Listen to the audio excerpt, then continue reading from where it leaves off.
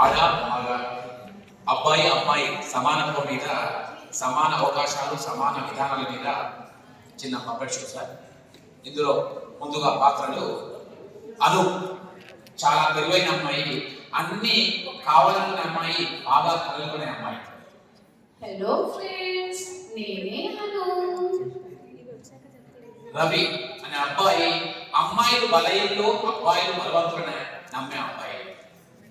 నిజంగా ఈ రోజుల్లో అబ్బాయిలు చాలా బలంగా ఉంటారు, అమ్మాయి పనిచేసి ఇంట్లోనే ఉంటారు, వంట పని మాత్రమే పరిమితం అవుతారు. అబ్బాయిలు మాత్రము యాక్టివ్ గా పార్టిసిపేట్ చేస్తారు. అర్జున్, ఇద్దరు సమానం అని నమ్మే అబ్బాయి. హాయ్ ఫ్రెండ్స్, నా పేరు అర్జున్. ఎలా ఉన్నారు అందరూ? మీనా, బాగా కాన్ఫిడెన్స్ గా ఉండే అమ్మాయి.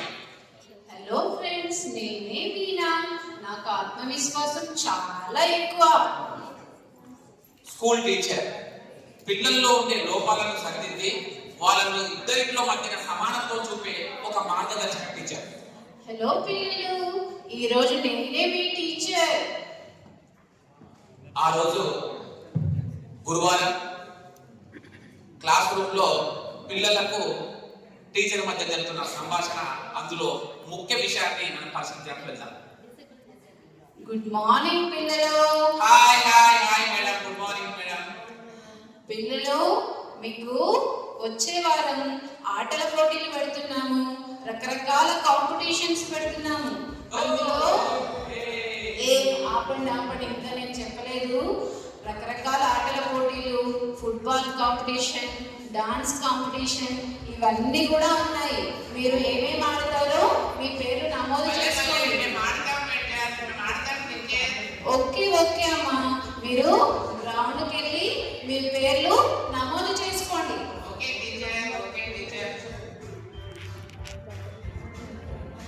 రవి, నాకు ఫుట్బాల్ ఆడడం అంటే చాలా ఇష్టం. నేను ఫుట్బాల్ ఆట ఆడతాను రవి. అమ్మాయిలు ఫుట్బాల్ ఆడమండి, మీరు బలహీనంగా ఉంటారు. కేవలం డ్రాయింగ్ మాత్రమే వేయాలి, పెయింటింగ్ మాత్రం వేసుకోవాలి, ముగ్గులు మాత్రం వేసుకోవాలి. మీరు ఇలాంటి ఆటలు ఆడకూడదు. నువ్వు అలా మాట్లాడతావు. టాలెంట్ అనేది జెండర్ బేసిక్ గా ఉండదు.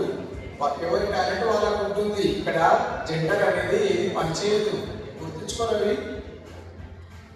అవును, అమ్మాయిలు కూడా అన్నీ ఆడగలరు. నేను ప్రతిరోజు బాగా ప్రాక్టీస్ చేస్తాను. నేను బాగా ఆడతాను, నేను ఆడి చూపిస్తాను. తర్వాత ప్లే గ్రౌండ్.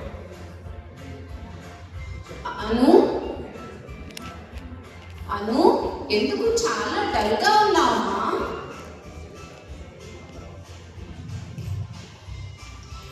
టీచర్, నాకు ఫుట్బాల్ ఆడడం అంటే చాలా ఇష్టం, కానీ రవి నన్ను ఆడగలుగుతున్నాడు టీచర్. నిజంగా నువ్వు ఆడగలవా? నీలో శక్తి సామర్థ్యాలు ఉన్నాయా? వద్దులే, నువ్వు పక్క కూర్చోలే. రవి, నువ్వు ఆగు. నేను ఇప్పుడు కొన్ని ప్రశ్నలు అడుగుతాను, చెప్పాలి. మీ ఇంట్లో వంట ఎవరు చేస్తారు? మమ్మీ చేస్తుంది. ఓకే. అబ్బాయిలు ఈ రోజుల్లో వంట చేస్తున్నారు.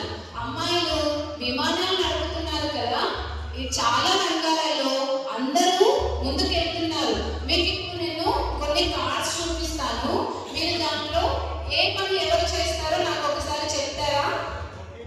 Okay teacher.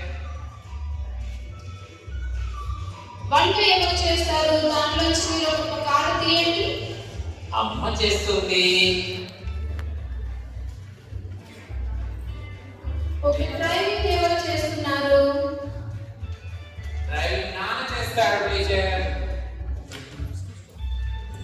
డాన్స్ ఎవరు చేస్తారు? గర్ల్స్ చేస్తారు టీచర్, బాయ్ చేయరు. అలా కాదు నాన్న, ఇప్పుడు ఈ రోజుల్లో అందరూ అన్నీ చేస్తున్నారు. మగవాళ్ళు కూడా వంట చేస్తున్నారు, ఆడవాళ్ళు కూడా డ్రైవింగ్ నేర్చుకుంటున్నారు. అన్ని పనులు అందరూ చేస్తున్నారు. అందరూ వాళ్ళ యొక్క నైపుణ్యాలను బట్టి, వాళ్ళు సాధన చేసేదాన్ని బట్టి వాళ్ళు వాళ్ళ యొక్క రంగాలలో ముందుకు వెళ్తున్నారు. అవునా టీచర్? అవునవును,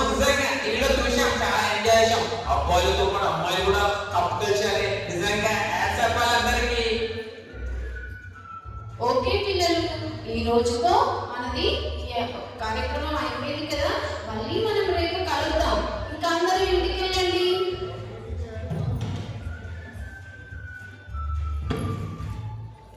అమ్మాయి మీనా, నువ్వేమో అడగాలనుకుంటున్నావు ఏంటమ్మా? నాన్న నాకు కరాటే నేర్చుకోవాలని నాన్న. ఏ నువ్వు మళ్ళీ కరాటే అంటున్నావేంటి? అదే నిజంగా మన టీచర్ చెప్పింది కదా. అమ్మాయి కరాటే నేర్చుకోదమ్మా, అబ్బాయి రవే వెళ్ళాలి, నువ్వు వెళ్ళకూడదమ్మా. వద్దు నాన్న. అక్కడ టీచర్ కూడా చెప్పారు, మాకు ఇద్దరు వెళ్ళమని చెప్పారు టీచర్. లేదు నాన్న, నేను కరాటే క్లాస్కి వెళ్తాను నాన్న. ప్లీజ్ నాన్న. నిజం. అక్కడ మా టీచర్ కూడా అమ్మాయిలు అబ్బాయిలు ఇద్దరు సమానంగా ఉండాలని చెప్పారు టీచర్. నాన్న చెల్లెని పంపించండి నాన్న, ఎందుకంటే ఆమె నేర్చుకుంటుంది, ఆత్మస్థైర్యంగా ఉంటుంది, తన రక్షణ పొందుతుంది నాన్న. పంపించండి నాన్న. థ్యాంక్ యూ సో మచ్ నాన్న. ఓకే ఇద్దరు వెళ్ళి నేర్చుకోండి.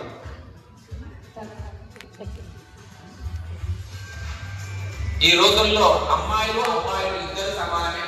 ఇద్దరు కూడా అది పోరాట పడక కాదు, సమాన భావం ఉండాలి, సమాన అవకాశాలు, భేదాలు బాధలు లేవు, ఇద్దరు సమానమనే నాలుగుతో ముందుకెళ్తే ఈ సమాజం ముందుకెళ్తుంది. ముందుగా అబ్బాయిలు అమ్మాయి అనే భేదము కుటుంబం నుండి స్టార్ట్ అయ్యి పాఠశాల, అదేవిధంగా సమాజం వెళ్తే అందరూ సమానత్వంగా హక్కులు పొందుతారు, సమాన రక్షణ పొందుతారు, సమాన స్థాయిలోనే పెంపొందుతారు. దీనికి దేశానికి కూడా మంచి పేరు వస్తుందని ఈ సందేశం తెలియజేస్తుంది. Thank you.